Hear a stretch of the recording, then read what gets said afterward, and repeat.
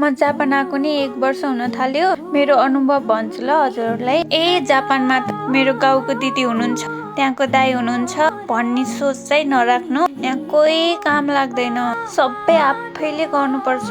अब पैसा त सबैले 1 लाख रुपियाँ लिएर आउनुभएको होला, त्यो चाहिँ कसैमा नमास्नु ल। फाल्टु खर्च नगर, कतै घुम्न नजानु। अहिले काम नलाग्दासम्म पछि कति रिग्रेट हुन्छ, किन त्यहाँ गयौँला, पैसा खर्च गऱ्यौँला भनेर। पैसा सकेको थाहा नै हुन्न कि 9 मान छ 7 मान भन्दा भन्दै 2 मानमा आउँछ। अनि हजुरहरूले काम पाउनु भयो तर 1 घण्टा टाढा म त गर्दै नसोच्नु। जहाँ काम पाइन्छ त्यही लागिहाल्नु। काम पाउन यति गाह्रो छ जापानमा।